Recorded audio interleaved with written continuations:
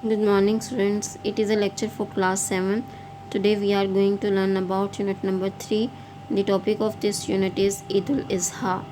In our previous lecture, we have done first two passages of this unit with their translation, and now today we are going to learn about the unit number 4 with its translation and the meaning of difficult words.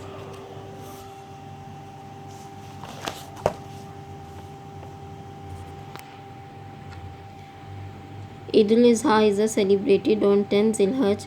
Eid ul Azha 10 Zilhajj को मनाई जाती है।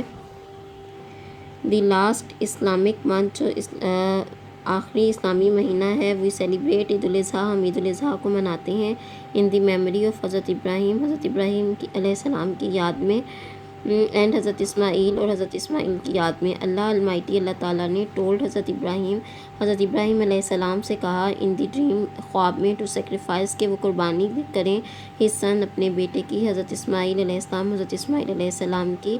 He became ready, वो तैयार हो गए, for that इसके लिए, बट अल्लाह अलमाइटी लेकिन अल्लाह ताला ने सेंट अ रैम एक भेड़ भेज दी, एक दूम्बा भेज दिया। हज़रत इब्राहीम अलैहिस्सलाम ने सेक्रीफाइस दी रैम, उस दुम्बे की कुर्बानी की, इन द प्लेस ऑफ हज़रत इस्माईल अलैहिस्सलाम की जगह पर।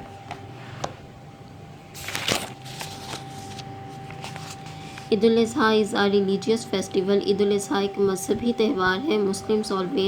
मुसलमान हमेशा सेलिब्रेट ईद उल अज़हा को मनाते हैं विद ग्रेट रिलीजियस डिवोशन, बहुत ज़्यादा खुशाइन तरीके के साथ, एंड एंथुजियाज़म और मजहबी अकीदत के साथ। दिस डे, ये दिन, मुस्लिम्स वियर न्यू क्लॉथ, मुसलमान नए कपड़े पहनते हैं, and go to offer Eid namaz, Eid की नमाज़ पढ़ने के लिए जाते हैं।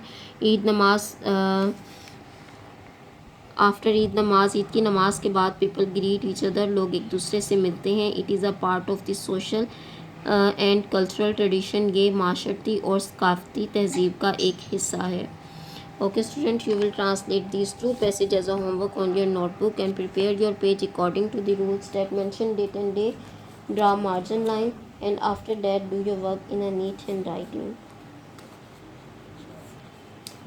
And our English B work is also here, which is about past continuous tense. We have done past continuous tense in our previous class with the detail, and here are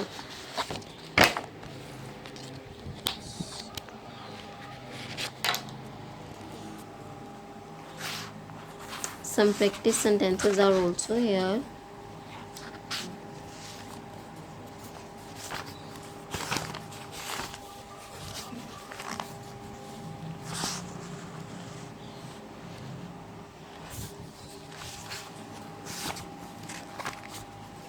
yes, past continuous tense. सूरज मशरिक में से निकल रहा था। The sun was rising in the east. क्या आमना कुरान पाक की तलावत कर रही थी? Was Amna reciting the holy Quran. सूरज मगरिब में गरूब हो रहा था। The sun was setting in the west. चपरासी घंटी नहीं बजा रहा था। The peon was not ringing the bell. Ahmed वर्जिश नहीं कर रहा था। Ahmad was not taking exercise. Some other sentences are also here. कुआं चल रहा था। The well was working. लड़कियां हार नहीं बना रही थीं। The girls were not making garland. मेरी अम्मी फ़जर की नमाज़ पढ़ रही थीं। My mother was offering the Fajr prayer. क्या हम सच बोल रहे थे? Were we speaking the truth. तुम वर्जिश नहीं कर रहे थे। You were not taking exercise.